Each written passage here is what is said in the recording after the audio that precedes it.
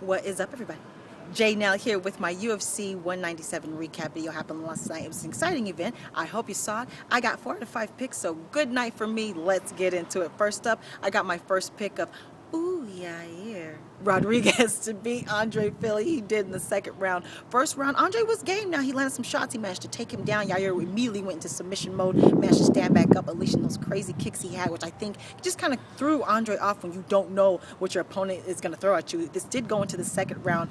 Yair landed a jumping switch kick, all shin, all Andre's face. He fell straight back, head off the canvas, knocked out. Great win for Yair Rodriguez, and he actually won a fight bonus for it. So who do you think Yair Rodriguez should fight next? Next up, I chose Robert Whitaker to beat Rafael Natal, and he did, although this was a really close fight, kind of controversial. One judge gave it 29-28, the other two gave it 30-27, which I don't agree at all. This was an all stand-up battle. Rafael immediately started picking at that lead leg with some nice kicks. He actually opened up a really nice, ugly bruise on Robert's lead leg to where he had to switch stances. His movement was disrupted. Now, Robert had the slicker hands, which I knew he would, and he had some slick boxing, slick jab. He knotted Rafael up. They had some dirty boxing, but really this took place, this was a slick, calculating, striking match between these two. Rafael tried to get him down to the ground a couple of times, but Robert really wasn't going for it. Like I said, this was really controversial. I expected like a split decision. So let me know what you thought of this fight, how you broke it down, even if you thought Robert won, how you broke the rounds down. And who would you like to see Robert Whitaker fight next? Next up, I did not get this pick. This is the pick I did not get. I chose actually on the spot in the video because I didn't know who was going to win. I chose Anthony Pettis, former champ Anthony Pettis, to beat Edson Barbosa. He did not. I am outside. I think you might see a car go by. Anyway, I am outside. Bear with me. I chose Anthony Pettis to beat Edson Barbosa. He did not, but this was a great fight. I would hate to fight Edson Barbosa because he hit so hard. Anthony had a lot of space. He was doing a lot of movement, but it really wasn't getting anything done. Now, he did knot up Edson Barbosa, but it seems like he was just thrown off by the sheer power of Edson. Edson really wasn't throwing any kicks too much. He was working that boxing game. He had the length advantage, and he really used it, worked that jabs. Once he started landing combinations, that's when he started unleashing the kicks. This was a 3-round fight decision in favor of Edson Barbosa, unanimous. I totally agree. But once he started landing his punching combinations, that's when he started unleashing those legs, and he kicked so hard, opened up a nice, ugly black and blue bruise on the inside of Anthony Pettis' leg, threw off his rhythm. I mean, he won all 3 rounds. This is a great victory for Edson Barbosa. He is back. Who would you like to see him fight next? Now, co-main event, and I chose my boy, and still the UFC flyweight champion, arguably pound for pound greatest fighter in the world, Demetrious Mighty Mouse Johnson. He kept his belt against Henry Cejudo, gold medalist Henry Cejudo. I actually didn't know how this was going to go, but I didn't expect him to finish him in the first round. Let's get into it. So they were going at it. They clinched up.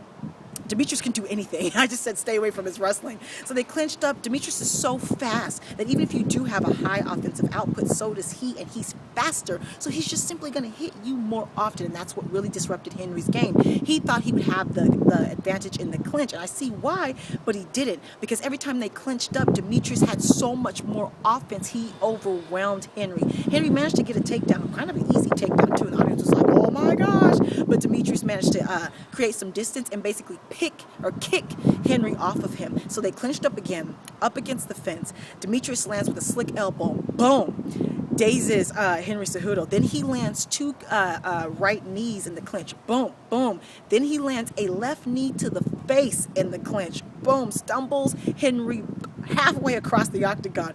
Follows it up with a punch to the face. Boom. Stumbles him the other halfway across the octagon. Then he comes with a knee to the body that moved Henry's whole body. Looked like he stabbed him with the knee. Dropped him. Fight is over. He followed up with 2 shots that I don't even think landed. He ended this with a knee to the body. Demetrious is the truth. Demetrious, you know, Jon Jones is my boy, but Demetrious might actually be the #1 pound for pound.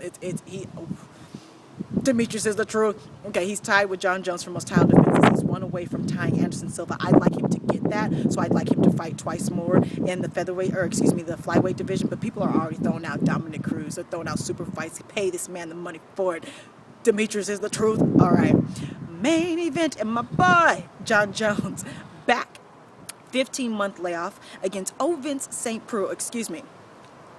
And new interim light heavyweight champion, Jon Jones. I got the pick. Okay. He beat Ovince St. Preux.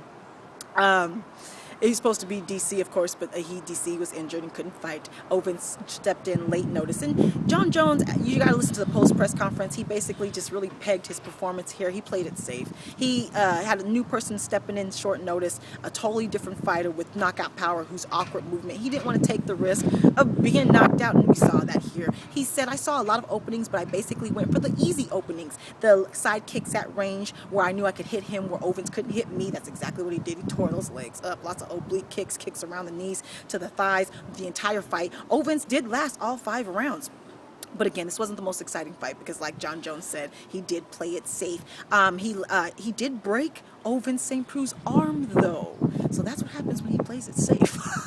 Broke it in like the 3rd round. Even Ovince's corner said he fought the entire 4th and 5th round with a broken arm. So the fact that he survived, good on him. And you know what? Instead of being beaten early like in the first, you learn more when it's a longer butt whooping. But Jon dominated all 5 rounds. All 3 judges had a unanimous 45 to 50, 50, 45. So this was a good dominant win for him. He is the interim champion here. And like I said, he played it safe.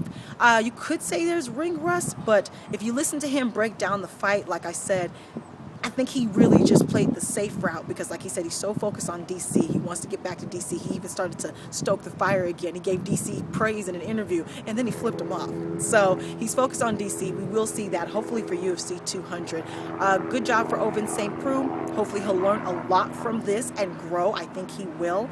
Let me know how you did on your picks. Let me know any injury updates. Follow me on Facebook, Twitter, and Instagram, where I will have 15-second prediction and recap videos. Subscribe, like, talk to me, take care. And goodbye.